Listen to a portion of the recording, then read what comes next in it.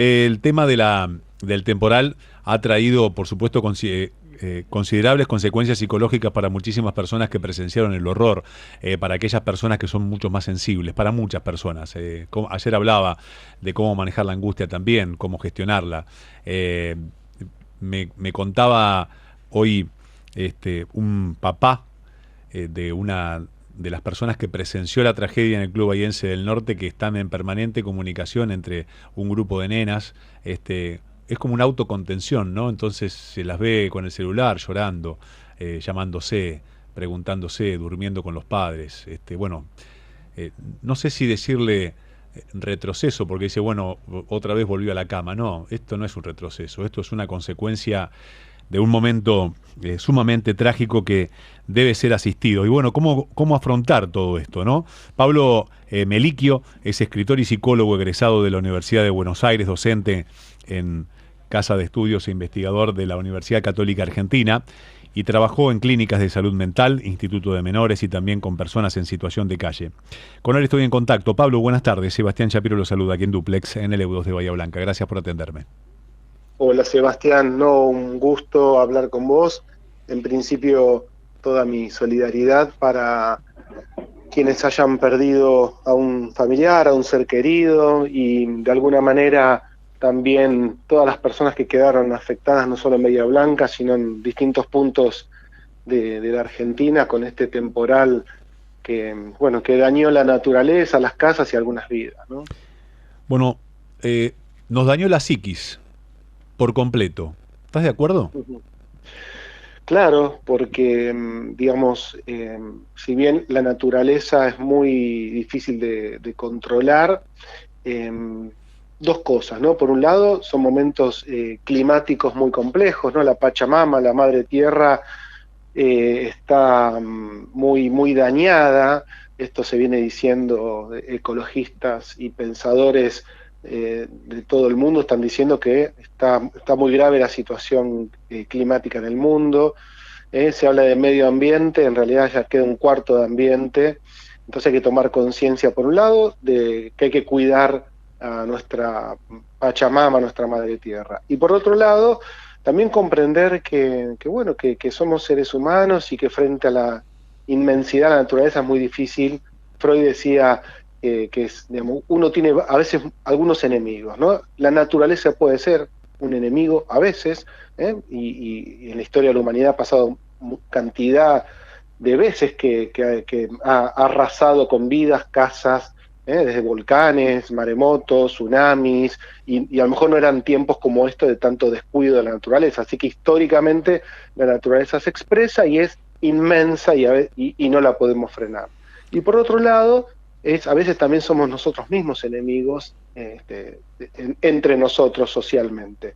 Pero en relación a este temporal, sí hay el aparato psíquico no puede procesar. Vos te escuchabas, Sebastián, hablando de estas nenitas, estas amiguitas que se van conteniendo mutuamente, porque es importante en el primer momento, todos los que hayan perdido un familiar están en pleno duelo. En ese duelo no podemos procesar la información, es muy difícil comprender lo que pasó y entonces aparece mucha angustia y hay que tener muchísimo cuidado con esa angustia porque es muy arrasadora y se necesita contención. Así que para todas las personas que nos estén escuchando, que estén atentas a los signos que puedan estar presentando los familiares de las víctimas o la gente que ha perdido su casa o haya quedado damnificada por el temporal.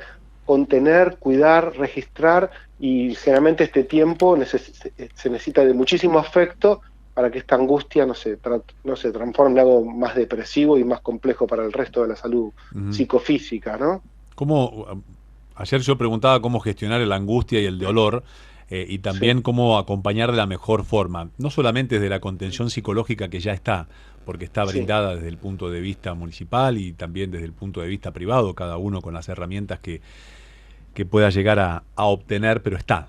sí, Pero yo digo en el día a día, porque ya esa persona que tenía su vida, que transitaba por ese camino, hoy se corrió. sí. está sí, transitando otro camino.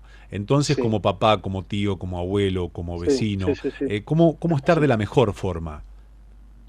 Claro, eso es en función también de la pérdida, ¿no? Cuando hablamos de una pérdida por esta tragedia, cuando hablamos de una muerte, es el duelo más difícil de asumir, porque si vos tenés un familiar que está enfermo, vas como preparándote para la muerte, pero los accidentes las tragedias climáticas son muy arrasadoras, porque hace 2 minutos estabas con tu familiar y de pronto ya no está, ¿no? Por efecto del temporal o la caída de un techo o un árbol. Entonces, todo drama así tan repentino necesita de mayor acompañamiento en esta etapa, ¿no? Entonces, nunca la vida vuelve a ser normal, ¿no? Pero tenemos esa capacidad los seres humanos que tiene que ver con después volver a conectar con la vida de alguna manera. Nunca la vida va a ser igual, pero muchísimas personas en el mundo, en la historia, han perdido seres amados y queridos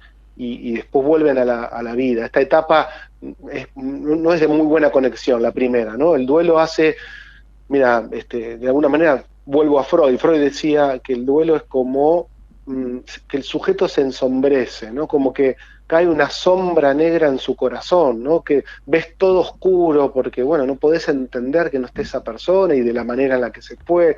Y después despacito, de hecho por eso el luto era ponerse de negro, ¿no? Ujú. Despacito te va sacando esa ropa negra y tu corazón vuelve a tener un poco de luz y por supuesto también queda dañada la vida por la ausencia. Pero vuelvo a decir, creo que es esto, acompañar a las víctimas y toda persona que esté triste y angustiada hable, ¿no? Porque el silencio potencia el malestar. Ponerle palabras a la angustia Sí. y hace un poquito que alivia un poco y si del otro lado tenés a alguien que escuche y contiene, te vas a ir sintiendo un poco mejor y más conectado con tu vida. Seguro. Quiero centrar la pregunta en los más chiquitos, Sí, porque vieron el horror, muchos de ellos, lo sí, vieron en primera persona, vieron cómo sí, se fue gente y cómo quedó mm, gente allí sí, sí, atrapada. sí, sí. ¿Cómo madura una mente que está justamente en pleno proceso de aprendizaje, de maduración, con un Sí, golpe tan significativo a su psiquis? sí. Bueno, en principio, como todavía en la niñez, depende qué edad tengan estos niños, estas niñas, si tienen, digamos, 5, 7 años, 8, todavía no hay una Sí, porque clara, había de todo, 10 años, 12 para adolescentes, claro, adolescentes. cuanto más grandes, mayor conciencia Ujú. de lo que es la muerte, ¿no? Cuanto más chicos sos, hay una negación todavía de la muerte, ¿no? No hay mucha conciencia de la muerte, pero por supuesto que igual depende del caso por caso, me gusta pensar caso por caso, pero en definitiva, tanto un niño como un preadolescente lo que van a estar es una terapia, ¿sí? Porque más allá que ahora el gobierno o el municipio haya puesto psicólogos para la emergencia, lo que necesitan es cada persona tener su propia terapia, porque digamos, hay que abordar terapéuticamente esto, y vuelvo a decir, porque tienen que ver cómo con su capacidad seas un niño o una niña, pero esa dificultad para amortiguar los efectos de la vivencia, ¿no? La vivencia es muy compleja de amortiguar el efecto. Y después la singularidad, Sebastián, porque no a cada persona, vos y yo podemos tener la misma edad, ver la misma situación dramática, pero a vos a lo mejor lo negás y lo guardás y seguís la vida como si nada, y un tiempo después te cae la ficha, ¿no? Por eso siempre decimos los psicólogos que los traumas son atemporales. Quiere decir que muchas veces no ves el efecto inmediatamente, lo Ujú. ves mucho tiempo después. A lo mejor, te pongo un ejemplo, viene una tormenta fuerte, pero no tan dañina, y ese niño se hace pis, ¿entendés? Tal cual. O no sé, o se va a la cama de sus padres, o tiene pesadillas, es decir, va a depender, ¿no? Entonces, el cuidado y la observancia va a ser fundamental en esta etapa, vuelvo a decir, escucha y contención afectiva y en lo posible acompañamientos terapéuticos. Tal cual. Pablo, se me va el programa. Te agradezco infinitamente que me hayas atendido. Te mando un abrazo muy grande y te deseo que tengas una excelente Navidad y un mejor 2024.